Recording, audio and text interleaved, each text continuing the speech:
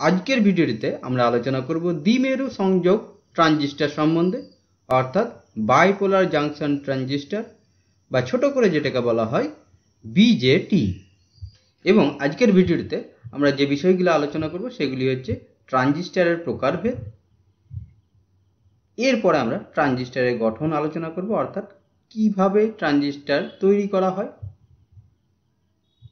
এরপরে আমরা ট্রানজিস্টরের বর্তনী চিহ্ন দেখব, অর্থাৎ বর্তনীতে কিভাবে ট্রানজিস্টরকে আমরা রিপ্রেজেন্ট করতে পারি সেগুলি দেখব। এরপরে আমরা আলোচনা করব ট্রানজিস্টরের কানেকশন কিভাবে করা হয়। তারপরে আমরা ট্রানজিস্টর কিভাবে কাজ করে সেই সম্বন্ধে জানব। তাহলে প্রথমে আমরা ট্রানজিস্টরের প্রকারভেদ, অর্থাৎ ট্রানজিস্টর কি কি ধরনের হতে পারে সেগুলি দেখব। ট্রানজিস্টর মূলত দুই প্রকারের হয়, একটি হচ্ছে বাইপোলার জাংশন ট্রানজিস্টর বা বিজেটি, আর একটি হচ্ছে ফিল্ড এফেক্ট ট্রানজিস্টর বা এফইটি। তো ক্লাস 12-এর সিলেবাসে এই ফিল্ড এফেক্ট ট্রানজিস্টর নেই, তো শুধুমাত্র আমরা বাইপোলার জাংশন ট্রানজিস্টর নিয়েই আলোচনা করব। এই বাইপোলার জাংশন ট্রানজিস্টর দুই ধরনের হয়, একটি হচ্ছে পিএনপি ট্রানজিস্টর আর একটি হচ্ছে এনপিএন ট্রানজিস্টর। তাহলে এখন এই পিএনপি আর এনপিএন কি? তোমরা এর আগে যখন পিএন জাংশন ডায়োড পড়েছো, তো সেখানে বিশুদ্ধ অর্ধপরিবাহী কেলাসের মধ্যে পি টাইপ ডোপিং এবং আর এক প্রান্তে এন টাইপ ডোপিং করে পিএন জাংশন ডায়োড তৈরি করা হয়েছিল। ট্রানজিস্টরের ক্ষেত্রে যেমন পিএনপির ক্ষেত্রে একই রকমভাবে বিশুদ্ধ অর্ধপরিবাহী কেলাসের মধ্যে দুই দিকে পি টাইপ ডোপিংয়ের মাঝে এন টাইপ ডোপিং করা হয়, এবং এনপিএন এর ক্ষেত্রে দুই দিকে এন টাইপ ডোপিংয়ের মাঝে পি টাইপ ডোপিং করা হয়। এইভাবে ট্রানজিস্টর তৈরি করা হয়। এবার আমরা প্রথমে পিএনপি ট্রানজিস্টরের গঠন দেখব। তো পিএনপি ট্রানজিস্টর তৈরি করতে গেলে একটি বিশুদ্ধ অর্ধপরিবাহী কেলাসের মধ্যে দুই প্রান্তে পি টাইপ ডোপিং করা হয় এবং মধ্যে এন টাইপ ডোপিং করা হয়। পি টাইপ ডোপিং মানে হচ্ছে ত্রিযোজী মৌল অপদ্রব্য হিসাবে মেলানো হয়, এবং এন টাইপ ডোপিং মানে হচ্ছে পঞ্চযোজী মৌল অপদ্রব্য হিসাবে মেলানো হয়।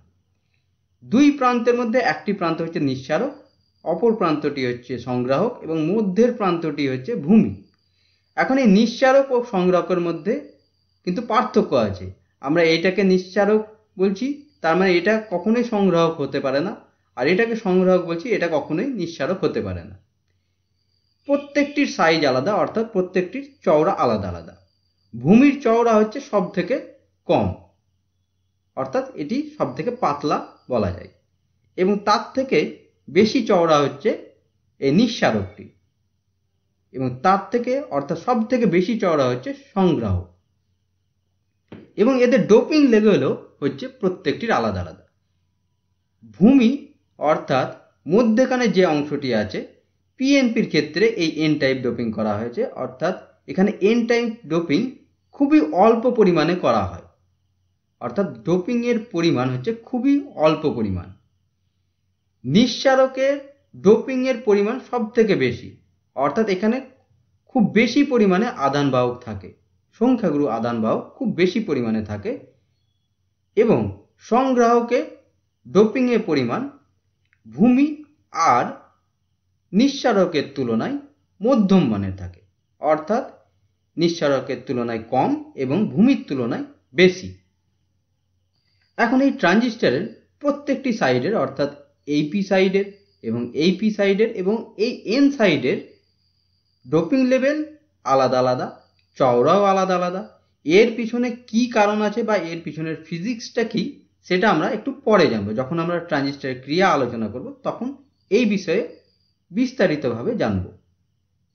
যেহেতু এই ট্রানজিস্টরের দুই প্রান্তে পি টাইপ ডোপিং করা হয়েছে, তার ফলে এখানে সংখ্যাগুরু আধান বাহক হচ্ছে হোল, অর্থাৎ পিএনপি ট্রানজিস্টরের ক্ষেত্রে সংখ্যাগুরু আধান বাহক হচ্ছে হোল।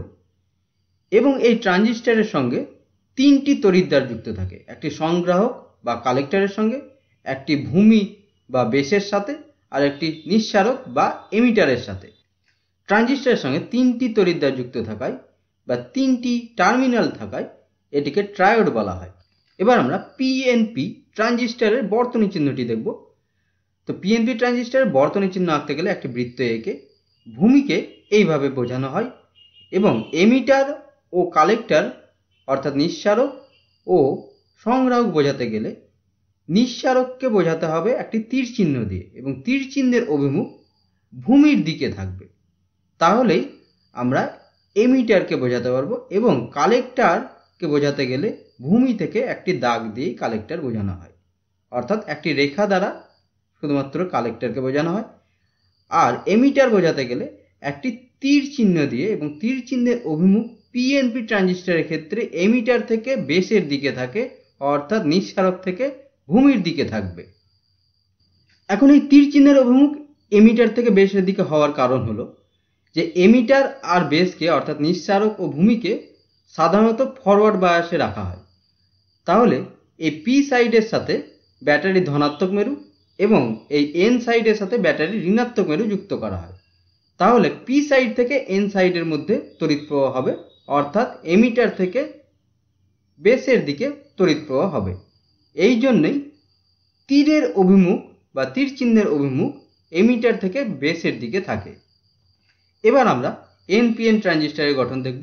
একই রকমভাবে এখানেও বিশুদ্ধ অর্ধপরিবাহীর মধ্যে দুই সাইডে এন টাইপ ডোপিং করা হয়, অর্থাৎ আগে যেমন পি টাইপ ডোপিং করা হয়েছিল পিএনপির ক্ষেত্রে, এক্ষেত্রে দুই সাইডে এন টাইপ ডোপিং অর্থাৎ পঞ্চযোজী মৌল অপদ্রব্য হিসাবে মেশানো হয় এবং মধ্যেখানে পি টাইপ ডোপিং করা হয় অর্থাৎ ত্রিযোজী মৌল অপদ্রব্য হিসাবে মেশানো হয়। এনপিএন ট্রানজিস্টরের ক্ষেত্রেও ভূমি খুব পাতলা হয় এবং নিঃসারক ভূমির থেকে বেশি চওড়া হয় এবং সংগ্রাহক সব থেকে বেশি চওড়া রাখা হয়।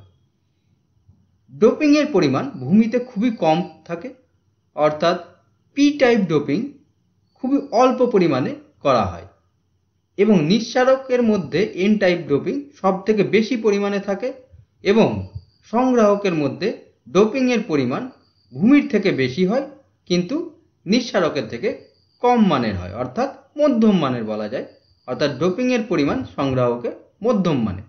যেহেতু এনপিএন ট্রানজিস্টরের দুই প্রান্তে এন টাইপ ডোপিং এবং মধ্যে পি টাইপ ডোপিং করা হয়, এর ফলে দুই এন সাইডে সংখ্যাগুরু আধান বাহক হচ্ছে ইলেকট্রন এবং এমিটারে ডোপিংয়ের পরিমাণ বেশি হওয়ার ফলে এই ট্রানজিস্টরের সংখ্যাগুরু আধান বাহক হচ্ছে ইলেকট্রন।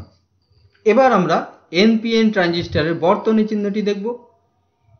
বর্তনী চিহ্ন আঁকতে গেলে এনপিএন এর ক্ষেত্রে একটি বৃত্ত আঁকতে হয় ঠিক পিএনপি ট্রানজিস্টরের মতো এবং এই বৃত্তের মধ্যে একটি সোজা রেখা দ্বারা বেস বোঝানো হয় এবং এমিটার বোঝানোর জন্য একটি তীর চিহ্ন আঁকতে হয় এবং এই তীর চিহ্নের অভিমুখ এনপিএন ট্রানজিস্টরের ক্ষেত্রে বেস থেকে এমিটারের দিকে থাকে, অর্থাৎ আমরা যেখানে পিএনপির ক্ষেত্রে দেখেছিলাম এই তীর চিহ্নের অভিমুখ এমিটার থেকে বেসের দিকে ছিল, এনপিএন এর ক্ষেত্রে এই তীর চিহ্নের অভিমুখ বেস থেকে এমিটারের দিকে থাকবে এবং কালেক্টর বোঝানোর জন্য শুধুমাত্র একটি রেখা দ্বারা বোঝানো হয়। এক্ষেত্রেও তীর চিহ্নের অভিমুখ ভূমি থেকে এমিটারের দিকে হওয়ার কারণ আছে। কারণটি হলো ভূমি এবং নিঃসারককে সবসময় বা বেশিরভাগ সময়তেই ফরওয়ার্ড বায়াসে রাখতে হয় এবং এখানে যেহেতু ভূমিতে পি টাইপ ডোপিং করা হয়েছে তাহলে ভূমির সাথে ব্যাটারির ধনাত্মক মেরু যুক্ত করতে হবে এবং এমিটারের মধ্যে অর্থাৎ নিঃসারকের মধ্যে যেহেতু এন টাইপ ডোপিং করা হয়েছে তাহলে নিঃসারকের সাথে ব্যাটারির ঋণাত্মক মেরু যুক্ত করতে হবে। এর ফলে ইলেকট্রনগুলি এন সাইড থেকে পি সাইডে আসবে, অর্থাৎ তড়িৎ প্রবাহ হবে পি থেকে এন এর দিকে। আমরা জানি যে ইলেকট্রনের প্রবাহ যেদিকে হয় তার বিপরীত দিকে তড়িৎ প্রবাহ হয়, তাহলে তড়িৎ প্রবাহ এখানে হচ্ছে পি সাইড থেকে এন সাইডের দিকে অর্থাৎ ভূমি থেকে নিঃসারকের দিকে। তাহলে তীর চিহ্নের অভিমুখ হবে ভূমি থেকে নিঃসারকের দিকে এনপিএন ট্রানজিস্টরের ক্ষেত্রে। এবার আমরা সাধারণ অবস্থায় অর্থাৎ বর্তনীতে যুক্ত না করা অবস্থায় একটি ট্রানজিস্টরের ভেতরের গঠন কেমন হয় সেই সম্বন্ধে আলোচনা করব এবং প্রতিটি আলোচনায় আমরা এনপিএন ট্রানজিস্টর নিয়েই করব, কারণ এই ট্রানজিস্টরের সংখ্যাগুরু আধান বাহক হচ্ছে ইলেকট্রন এবং ইলেকট্রনের সচলতা হোলের থেকে বেশি হওয়ার জন্য ইলেকট্রনিক যে সরঞ্জাম সেগুলিতে সাধারণত এনপিএন ট্রানজিস্টরই ব্যবহার করা হয়। তো ট্রানজিস্টরকে আমরা এইভাবে ধরে নিতে পারি যে দুটি পিএন জাংশন যুক্ত করে একটি ট্রানজিস্টর গঠন করা হয়েছে। তো তো এইদিকে একটি পিএন জাংশন এবং এইদিকে একটি পিএন জাংশন। তো আমরা জানি যে সাধারণ অবস্থায় যখন পিএন জাংশন ডায়োড থাকে এবং পি থেকে এন সাইডের মধ্যে হোলের ব্যাপন হয় এবং এন সাইড থেকে পি এর মধ্যে ইলেকট্রনের ব্যাপন হওয়ার ফলে একটি নিঃশেষিত অঞ্চল গঠিত হয়। এখানে যেহেতু দুটি জাংশন আছে, এক্ষেত্রেও নিঃশেষিত অঞ্চল গঠিত হবে এবং দুটি নিঃশেষিত অঞ্চল গঠিত হবে। তাহলে একটি ট্রানজিস্টরের মধ্যে দুটি জাংশনের কাছে দুটি নিঃশেষিত অঞ্চল থাকে। এবার আমরা বর্তনীতে কিভাবে ট্রানজিস্টরের কানেকশন করা হয় সেটি দেখব। তো ট্রানজিস্টরের কানেকশন মূলত তিন ধরনের করা যেতে পারে। যেহেতু ট্রানজিস্টরের তিনটি টার্মিনাল থাকে বা তিনটি তড়িৎদ্বার থাকে, একদিক ইনপুট সেকশন আর একদিক আউটপুট সেকশন থাকে, অর্থাৎ একদিক দিয়ে ভোল্টেজ দেওয়া হয় আর একদিক দিয়ে ভোল্টেজ আউটপুটে পাওয়া যায়। তো যেহেতু ব্যাটারির দুটি মেরু থাকে, তাহলে আমাদেরকে দুটি কানেকশন করতেই হবে। এখন ট্রানজিস্টরের তিনটি টার্মিনাল, তাহলে একটি টার্মিনাল সবসময় কমন থাকবে, অর্থাৎ সাধারণ থাকবে। এইভাবে তিন ধরনের কানেকশন করা হয়।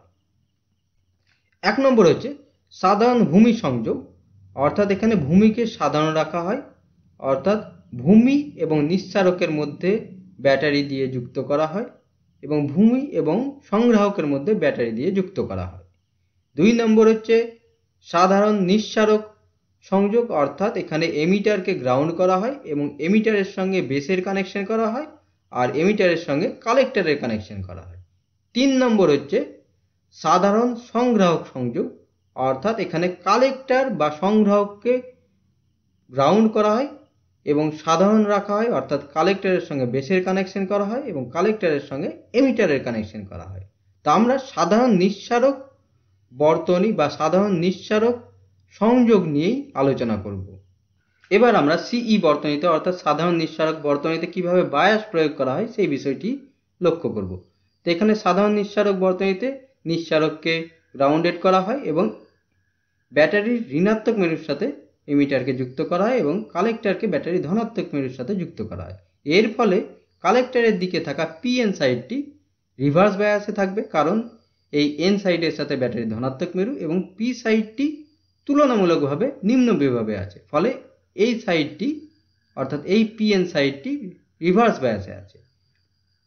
এবং এই এমিটারের মধ্যে বা এমিটারটি যেহেতু এন সাইড, এই এন সাইডটি ব্যাটারির ঋণাত্মক মেরুর সাথে যুক্ত আছে এবং তুলনামূলকভাবে এই পি সাইডটি এই এন সাইডের তুলনায় উচ্চ বিভবে আছে, ফলে এই পিএন সাইডটি ফরওয়ার্ড বায়াসে আছে। এর ফলে এখান থেকে ইলেকট্রনগুলি পি সাইডে চলে যাবে, কিন্তু এই সাইডটি রিভার্স বায়াসে থাকার ফলে এই নিঃশেষিত অঞ্চলের বেধ বৃদ্ধি পাবে এবং এই নিঃশেষিত অঞ্চল ভেদ করে কালেক্টরে ইলেকট্রনগুলি যেতে পারবে না, ফলে এই ট্রানজিস্টরের মধ্যে দিয়ে তড়িৎ প্রবাহ হবে না। তাহলে আমরা দেখতে পেলাম ট্রানজিস্টরের মধ্যে দিয়ে কোনো রকম তড়িৎ প্রবাহ হচ্ছে না। যদি আমরা ব্যাটারির মেরু বদলে দিই, অর্থাৎ ব্যাটারিটিকে যদি উল্টোভাবে লাগিয়ে দিই, তাহলেও এই ট্রানজিস্টরের মধ্যে দিয়ে কোনো রকম তড়িৎ প্রবাহ হবে না, কারণ তখন এই সাইডটি রিভার্স বায়াসে থাকবে এবং এই সাইডটি ফরওয়ার্ড বায়াসে থাকবে।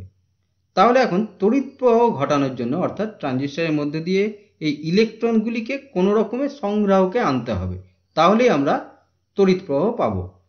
তাহলে এখানে আমাদেরকে একটি পজিটিভ পোটেনশিয়াল দিতে হবে। তাহলে এই বেসকে পজিটিভ পোটেনশিয়ালে রাখতে হবে এবং এমিটারকে নেগেটিভ পোটেনশিয়ালে রাখতে হবে, অর্থাৎ বেস আর এমিটারকে ফরওয়ার্ড বায়াসে রাখতে হবে, কারণ এটি পি সাইড আর এটি এন সাইড। তাহলে পি এর সাথে ব্যাটারি ধনাত্মক মেরু যুক্ত করলে আর এন এর সাথে ব্যাটারি ঋণাত্মক মেরু যুক্ত করলে সেটি হয় ফরওয়ার্ড বায়াস। এর ফলে ইলেকট্রনগুলি খুবই গতিশক্তি পাবে, অর্থাৎ উচ্চ গতিশক্তি সম্পন্ন ইলেকট্রনে পরিণত হবে এবং যদি এখানে 100টি ইলেকট্রন পার হয়ে যায়, 5টি ইলেকট্রন এই দিকে যাবে, কারণ হচ্ছে যে এখানে এই চওড়াটা হচ্ছে খুবই কম, এতটাই গতিশক্তি পাবে যে তারা এই চওড়া ভেদ করে সঙ্গে সঙ্গেই সংগ্রাহকে চলে যাবে।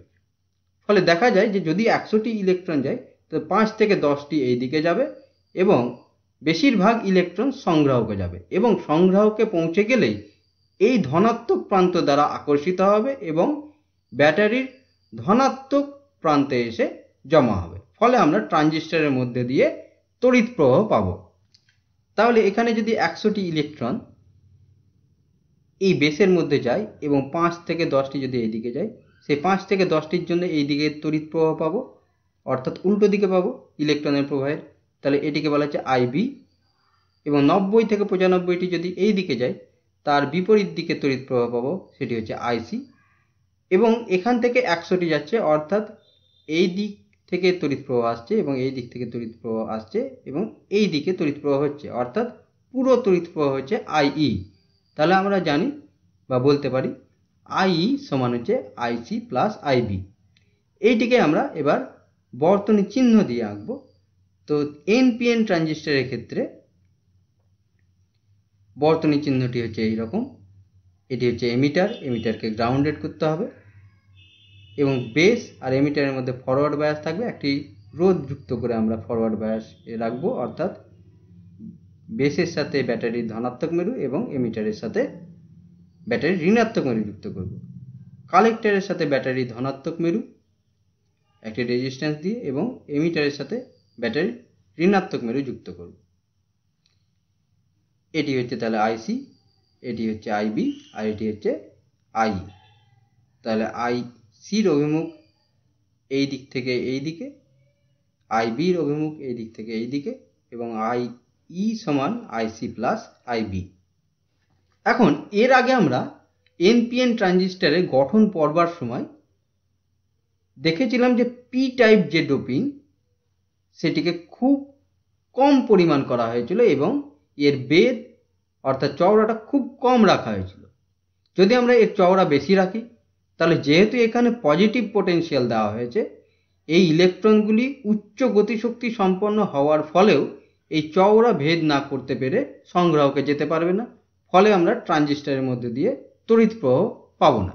আবার যদি এখানে ডোপিং খুব বেশি পরিমাণে করা হয়, তাহলে এখানে হোলের সংখ্যা বেড়ে যাবে।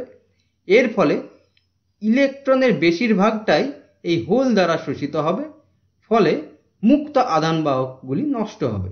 মুক্ত আধানবাহক নষ্ট হওয়া মানে ইলেকট্রনগুলি আর তড়িৎ পরিবহন করতে পারবে না, ফলে এই সংগ্রাহকেও পৌঁছাতে পারবে না এবং আমরা ট্রানজিস্টরের মধ্যে দিয়ে তড়িৎ প্রবাহ পাবো না। এই জন্যই মধ্যের এই পি টাইপ ডোপিংকে এনপিএন ট্রানজিস্টরের ক্ষেত্রে খুবই পাতলা এবং কম করা হয়, অর্থাৎ এনপিএন এর ক্ষেত্রে পি টাইপ ডোপিংটি খুবই কম করা হয় এবং এর বেধও খুব কম রাখা হয়। এখন ট্রানজিস্টরকে মূলত দুইভাবে ব্যবহার করা হয়, একটি হচ্ছে প্রবাহ বিবর্ধক হিসাবে আর একটি হচ্ছে সুইচ হিসাবে।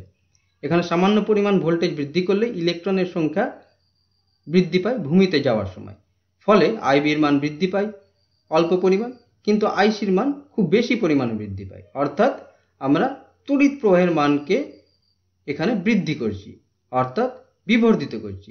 এইভাবে একটি ট্রানজিস্টর কাজ করে।